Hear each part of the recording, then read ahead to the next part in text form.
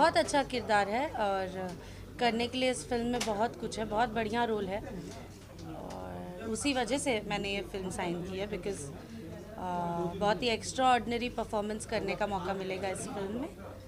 तो जब फिल्म आएगी आप लोगों के बीच तो आप लोग देखेंगे कि मैंने क्यों इस फिल्म को साइन किया होगा, आपको समझ में आएगा। अभी फिल्म में मैं जो भी फिल्में करती हूँ उसमें कहानी, हीरो और हीरोइन सब कुछ रहता है, बाकी सब कैरेक्टर्स होते हैं मेरे हिसाब से। अब बाकी लोग जो बोले, तो इस फिल्म में भी हमारी कहानी हीरो रहेगी और हम बाकी सारे एक्टर्स उस कहानी को और मजबूत बनाने की कोशिश करेंगे।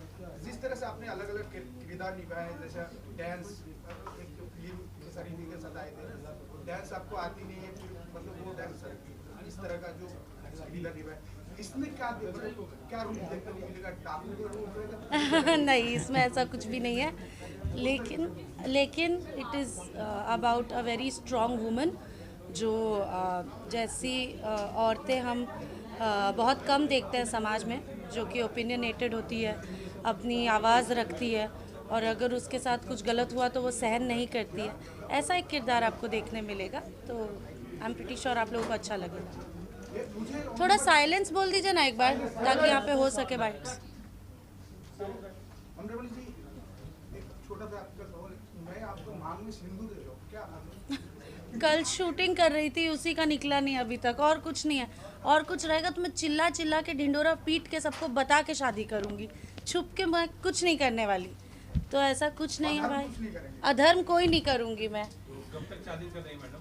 फिलहाल तो मैं कमाने में बिजी हूँ तो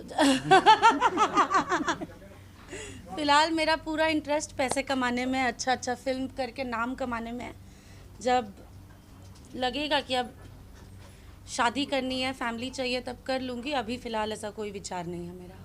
खबर आई थी कि 25 लाख रुपए के गहने आपके चोरी हो गए, वो मिल भी गए। जी। चोरी हो गया था तो उस समय क्या सिचुएशन था आपका?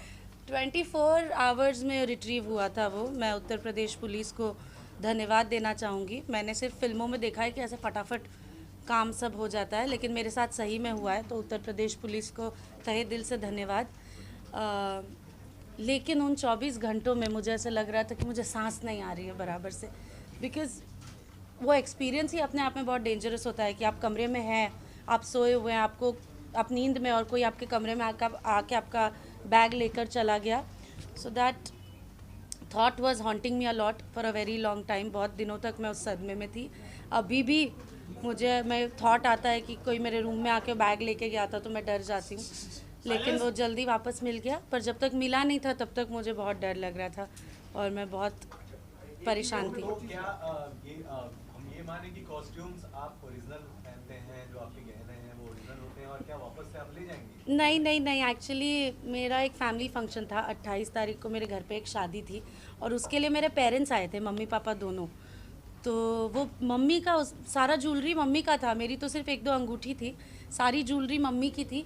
और मुझे लगता है कि अब मम्मी कहीं पे भी ज्वेलरी लेके नहीं जाएगी, वो जहाँ जाएगी सब जगह नकली ही पहनेगी, बोलेगी ज्वेलरी लॉकर में रहने देती हूँ मैं। तो it was a very bad experience, पर भगवान की कृपा से सब मिल गया, सब कुछ ठीक है। मुझे और मम्मी को कुछ हुआ नहीं, ये बहुत बड़ी बात है, आप सबका आशीर्वाद है।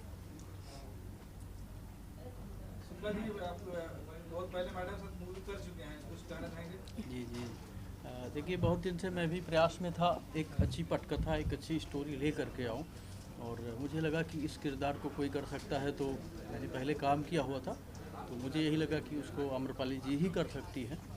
तो मैं इनके पास गया और इन्होंने मुझे समय दिया, सारी चीज़ें दी। आज हम इसका शुभारंभ कर रहे हैं और भी सभी कलाकारों का प्यार मेरे साथ लगा हुआ है। मैं प्रयास ही कर रहा हूँ कि एक अच्छी फिल्म, अच्छी पटकथा को सही तरीके से प्रदर्शित कर सकूँ आप सबके। अमरपाली जी, बहुत बड़ा AK-47 पीछे लगा हुआ आपने खड़ी है जी, इसको मारने का प्लान है?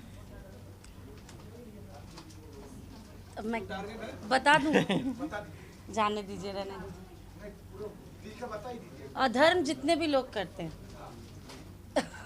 अगर मेरा बस चले तो मैं सबको उड़ा दूं, लेकिन मेरा बस नहीं चलता। कानून व्यवस्था है देश में, उसी के हिसाब से सब होगा। तो मुझे AK-47 नहीं चाहिए पोस्टर में ठीक है, फिल्म में ठीक है। आपने मतलब अभी मेरे ख्याल से मतलब आधार को खत्म कर और आप देख मुझे लगता है कि इस देश में, दुनिया में सबसे बड़ी सज़ा उन लोगों को मिलनी चाहिए जो रेपिस्ट होते हैं। मेरा मानना है ये कि मर्डरर से भी बड़ा सेंटेंस और तुरंत फांसी रेपिस्ट्स को होनी चाहिए। तो अगर AK-47 मेरे पास होती और मेरे पास ये हक होता कि मैं किसी को उड़ा सकूं, तो मैं ज़्यादातर रेपिस्ट लोग को उड़ा के ख़त्म कर देती। वैसे मैम हिंदुस्तान में ब्राह्मणों के साथ भी अपराध हो रहा है, उस पर आम्रपाली जी का क्या एक्शन है?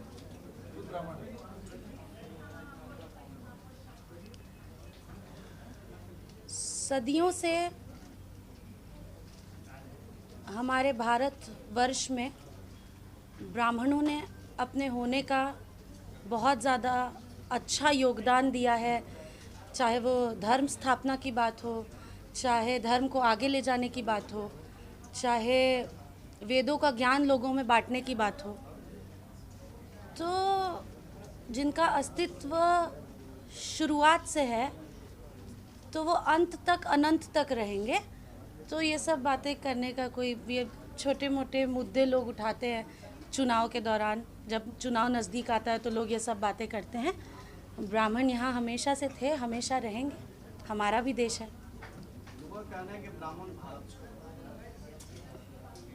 तो भारत हम सबका है ना, किसी के कहने पे थोड़ी कोई छोड़ देगा। ये सब चुनावी मुद्दे होते हैं, चुनाव खत्म होगा, सब खत्म हो जाएगा, इस पे ध्यान नहीं देना चाहिए।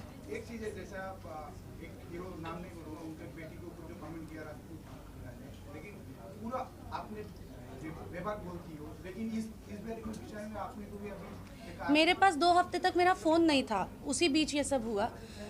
और ये राजपूत, यादव, ब्राह्मण, ये सब, ये जो थॉट प्रोसेस है ना, इट इज़ वेरी रॉन्ग।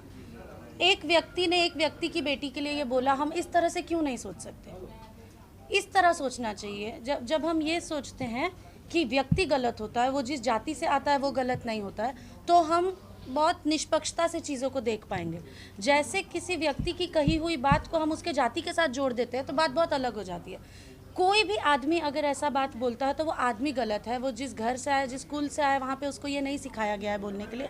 किसी के माँ बाप उसे ये बोलने को नहीं सिखाते हैं। तो जिस व्यक्ति ने ये बोला वो गलत बोला, जिनकी बेटी के लिए बोला वो गलत बोला, ये नहीं होना चाहिए। लेकिन खेसारी जी लाइव वगैरह बोल रहे थे, पर्सनल अटैक कर रहा है किसी से, बड़ा उनके पीछे जो व्यक्ति बोल रहा है ये नहीं है, इसके पीछे बड़ा कुछ होता है। तो वो खेसारी जी जानते होंगे, लेकिन मेरे हिसाब से मुझे लगता है कि जिस व्यक्ति विशेष ने ये गाना गाया होगा या ये कुछ बोला होगा तो उस व्यक्ति की गलती है। कोई भी जाति के, प्रजाति के लोग, मुझे नहीं लगता है कि पूरा जाति ही मिल के किसी के साथ खराब करने का टारगेट करेंगे, ऐसा नहीं होता है। कुछ चुनिंदा लोग होंगे जिनको तकलीफ़ होगी, और या तो आपस में बात करके और या तो फिर कानून की मदद लेके उस प्रॉब्लम को सॉल्व किया जा सकता है। इसको इतना जातिवाद का मुद्दा हम सबको नहीं बनाना चाहिए। मैं आप लोग से भी रिक्वेस्ट करती हूँ कि आप लोग भी प्लीज़ ऐसे क्वेश्चंस मत पूछिए, बिकॉज़ हम लोग जो लोगों को दिखाते हैं लोग वही देखते हैं। तो ये किसी आदमी ने गलत किया किसी एक बच्ची के साथ, वो नहीं होना चाहिए। और ये किसी राजपूत ने किया, किसी यादव के साथ किया, या किसी यादव ने किया किसी राजपूत के साथ किया, ये बात हमको नहीं करनी चाहिए। ये है सिलसिला, ये रुकना चाहिए। आज खेसारी की बेटी को लेके गाया गया, बिल्कुल आप भी टारगेट हो सकते हो। बिल्कुल, किसी की भी बेटी को लेके, ये किसी की भी, वही मैं कह रही हूँ, ये व्यक्ति विशेष की गलती है। जिसने गाना गाया है उसे सज़ा होनी चाहिए, ताकि ये किसी के साथ नहीं हो। यादव की बेटी के साथ, खेसारी यादव की बेटी के साथ, आम्रपाली दुबे के साथ, किसी के भी साथ नहीं है। यहाँ बात सरनेम की नहीं हो रही है, यहाँ बात हो रही है किसी लड़की के साथ दुर्व्यवहार करने की, उसको मेंटली टॉर्चर करने की। तो ये नहीं होना चाहिए, और इस बात को यही रखना चाहिए कि it is a criminal act against a person. इसको जातिवाद में नहीं तोलना चाहिए हमें। मैडम मैं एक सवाल थोड़ा सा उल्टा पूछ रहा हूँ कि भोजपुर में आप अगर डबल मीनिंग्स का गाना गाओगे, पहले खेसारी का किया था, बहुत सारे लोग करते हैं कि उसका ये उल्टा डिफेक्ट तो पोजीशन नहीं हुआ कि आप पहले किया। अब मुझे तो उसका कोई भी हो, मैं इस तरह का करना और उनके ऊपर आगा मतलब आने वाले हैं। मैं खाली ये बता रही हूँ आपको कि अगर किसी ने कुछ किया है और आपको वो चीज़ नहीं पसंद आ रही है तो आप उस आदमी को बोलो। फिर भी आपको उसकी बेटी को बोलने का हक नहीं है, किसी को भी नहीं है, नहीं होना चाहिए, होना ही नहीं चाहिए ये चीज़। और ये हर तरह से जिस रूप में इसको देखा जाए ये गलत है। किसी के भी बच्चे के साथ ऐसा व्यवहार किसी को नहीं करना चाहिए। आने वाले जो आपने फिल्म अभी शूटिंग की है, कब तक बहुत जल्दी मेरी कई सारी फिल्में लाइंड अप है, अभी रिलीज़ पे है बहुत सारी।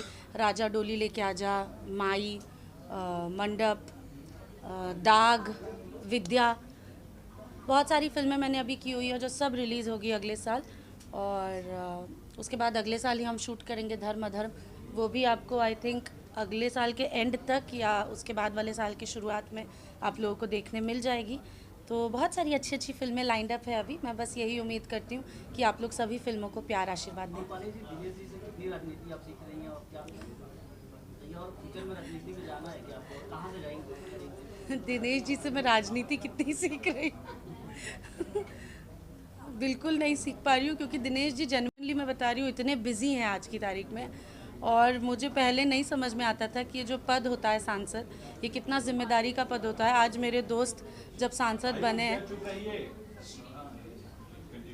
आज जब मेरे दोस्त सांसद बने हैं तो मुझे पता चल रहा है उनकी व्यस्तता देख के कि दिल्ली, आजमगढ़, मुंबई मुझे लगता है आए ही नहीं है वो पिछले लगभग 7-8 महीने से, वो वहीं पे व्यस्त हैं। तो मैं उनसे कुछ सीख तो नहीं पा रही हूँ, क्योंकि समय ही नहीं है उनसे मिलने का मेरे पास। लेकिन मैं उनको देख रही हूँ और मुझे पता चल रहा है कि it is a full time job. Politics time pass नहीं है, ये बहुत बड़ी जिम्मेदारी है। और जिन लोगों को हमारे इंडस्ट्री में ये जिम्मेदारी मिली है वो लोग बखूबी निभा रहे हैं। इसलिए मनोज जी, दिनेश जी, रवि जी आज की तारीख में कम काम कर रहे हैं, क्योंकि उनके पास वहाँ का काम इतना ज़्यादा है कि वही जिम्मेदारी उठाने में उनका आधा समय निकल जाता है। मनोज जी को बेटी हुआ क्या कहना? बधाई देना चाहूँगी, मुझे बहुत ज़्यादा खुशी है। उन्होंने बहुत अच्छा कैप्शन लिखा था, मैं आज ट्विटर और इंस्टाग्राम पर उनको देख रही थी कि लक्ष्मी के बाद उनके घर सरस्वती आई है। मुझे बहुत खुशी हुई है कैप्शन देख के। और सारी बधाइयाँ मनोज जी को, सुरभि जी को। भगवान करे कि आप लोगों का परिवार ऐसे ही भरा पूरा रहे, आप लोग खुश रहें, स्वस्थ रहें, यही मेरी कामना है। शुक्ला जी मैडम साथ और कौन-कौन से आर्टिस्ट फाइनल हुए? जी अभी संजय पांडे जी हैं, ब्रिजेश त्रिपाठी संजय जी। भैया को बुलाना चाहिए था ना। जी संजय जी आइए। संजय जी, ब्रिजेश जी, सब लोग को बुलाते हैं। जी जी आपने दो का प्लान किया है? अच्छा, 2-2 करके, हाँ ठीक है, नहीं आता बाद में। Okay okay okay. बताइए अभी सर। कास्टिंग स्टार्ट है, ठीक है। पहले मैडम को फाइनल किया, फिर संजय भैया को फाइनल किया, ब्रिजेश जी को फाइनल किया, अनूप लोटा तिवारी जी को किया, एहसान खान जी को किया। तो कब तक ये फिल्म अपलोड पे जाने में? देखिए जल्द ही प्रयास है डेट को लेकर के, क्योंकि अभी मैंने हीरो नहीं फाइनल किया हुआ है, क्योंकि डेट का इशू लेकर के जल्दी वो भी फाइनल हो जाएगा। और अब उसी हिसाब से मैडम के साथ कितना गाना रहेगा और कहाँ पे लोकेशन? इसमें 7 गाने हैं, जिसे हम यूपी में शूट कर रहे हैं। कुछ आजमगढ़ शूट करेंगे, कुछ हम बस्ती शूट करेंगे। कितने दिन का शेड्यूल रहेगा आपका शूट का? 25 डेज जाएगा।